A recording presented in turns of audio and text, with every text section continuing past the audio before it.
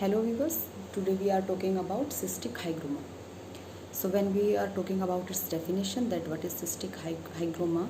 So cystic hygroma, it is the collection of the lymphatic fluid or lymphatic sac which contains clear and colorless lymph. अगर हम बात करेंगे इसकी aetiology की, तो एटियोलॉजी इसकी इंट्रायूट्राइन लाइफ से रिलेटेड है।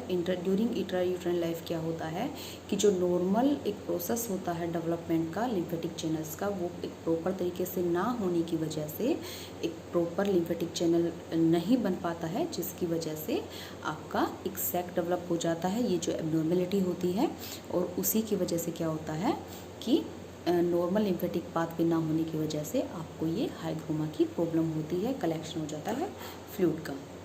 अगर हम बात करेंगे इसके क्लिनिकल फीचर्स की, तो क्लिनिकल फीचर्स में आपको देखने को क्या मिलेगा, जनरली जो स्वेलिंग होगी वो बहुत ही लार्ज होगी, ठीक है, लार्ज स्वेलिंग होगी।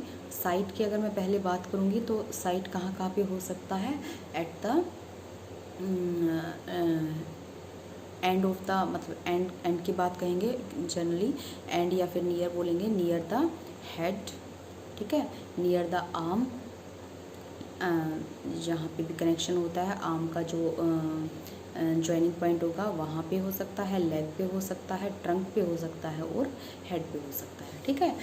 तो ये कुछ पॉइंट्स हैं जहाँ पे ये हाइग्रोमा की पोजीशन मिल सकती है।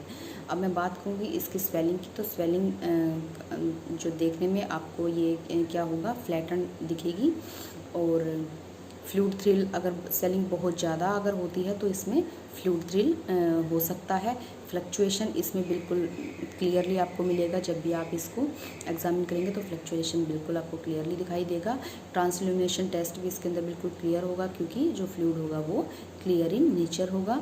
इसके अलावा जनरली ऐसा बताया गया है कि ये ड्यूरिंग मतलब एट बर्थ ये पाया जाता है, ठीक है, लेकिन जब तक इन्फेक्शन नहीं हो पाता, जब तक इन्फेक्शन नहीं होता है उस साइड पे, तब तक क्या होता है कि इसके जो साइन और सिम्टम्स होते हैं वो डेवलप नहीं हो पाते हैं। अगर एल्डर एज के अंदर अगर किसी पेशेंट को होता है तो उस केस के अंदर ये जो स्वेलिंग होती है हाइग्रोमा की, ये बहुत ही बड़ी पाई जाती है, ठीक है, एज़ कम्पेयर टू चाइल्ड। इसके अलावा पेन के बारे में बताया गया है कि ये जनरली पेनलेस होता है, और अगर मान लो इन्फ्लामेशन के अगर चांस हैं, मान लो इन्फ्लामेटरी अगर कोई इन्फेक्शन अगर कुछ हो गया है वहाँ पे, तो ही आपको पेन की या फिर टेंडरनेस की इस तरीके की कोई कंप्लेन पेशेंट आपको देगा, ठीक है। और इसके अलावा मैंने आपसे इसके मतलब ये जनरली अगर हम बात करें कि कौन से टिश्यूज़ इसके अंदर डेवलप, मतलब कौन से टिश्यूज़ के अंदर डेवलप होता है, तो जनरली ये सबक्यूटेनियसली ही सबक्यूटेनियस जो टिश्यूज़ होते हैं वही हमारे इसकी फॉर्मेशन के अंदर इन्वॉल्व होते हैं, ठीक है। अगर हम इसको रिड्यूस करने की सोचें तो हम इसको रिड्यूस नहीं कर सकते हैं, ठीक है, विदाउट एनी मेडिकल हेल्प हम इसको रिड्यूस नहीं कर सकते हैं। लेकिन एक और भी क्लियर है, जैसे मैंने बताया कि लिम्फेटिक चैनल से रिलेटेड ये प्रॉब्लम है, ठीक है, उनका प्रॉपर तरीके से डेवलपमेंट नहीं हो पाता इस वजह से।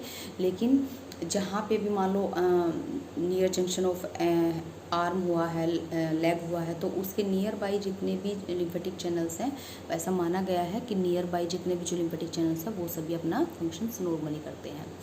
अगर हम इसके बात करेंगे डायग्नोसिस की, तो डायग्नोसिस में हम इसका एम्नियोसेंटोसिस करा सकते हैं फ्लूइड का। इसके अलावा हम सीटी करा सकते हैं और या फिर एमआरआई करा सकते हैं, जिसमें क्लियर कट हमें पता चल जाएगा। अगर हम इसके ट्रीटमेंट की बात करेंगे तो ट्रीटमेंट में हम इसे सर्जिकल ही मतलब पेशेंट को ट्रीट कर सकते हैं। इसके अलावा हम स्क्लेरोजिंग एजेंट जो है लाइक डॉक्सीसाइक्लिन हम ट्राई कर देख सकते हैं। So it is all about cystic hygroma. Generally viva के अंदर पूछा जाता है, पेशेंट भी इसके मिल जाते हैं देखने के लिए, और 5 नंबर में क्वेश्चंस भी आ सकता है एग्जामिनेशन पॉइंट ऑफ व्यू से। Thank you so much.